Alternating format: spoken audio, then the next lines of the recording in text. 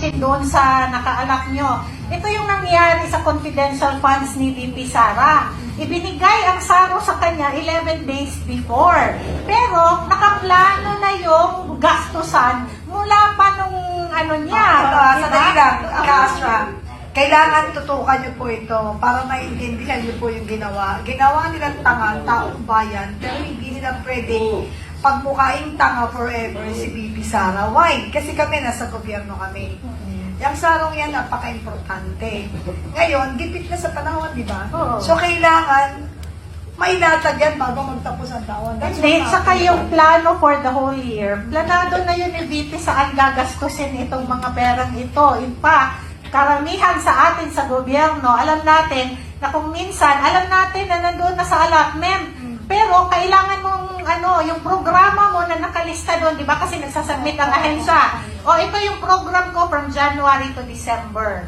Hindi naman lumalabas ang SARO sa January. Oo. So yung projects namin in January, inuutang na ng gobyerno sa mga suppliers. Like for example, yung papel na binili ng gobyerno, ginagamit natin sa araw-araw for our encoding and all, ginamit mo na sa January pero wala pang SARO.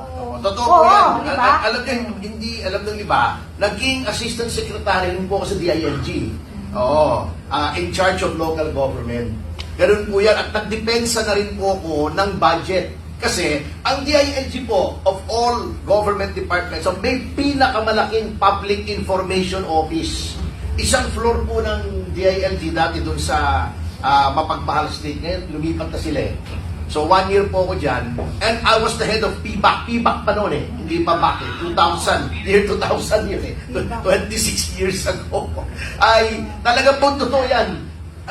Inuutang po yan at hinihintay na ng mga supplier. Kaya paglabas niyan, minsan 4, 5, 6 months, ibibigay mong bigla yan. Kasi kawawa din naman yung mga supplier. Eto lang po, tama yung sinasabi niya, since hindi nakakampi si VP noon, may friction ha, inipit-ipit nila. Kaya lang, hindi naman nila pwedeng ipitin indefinitely yun.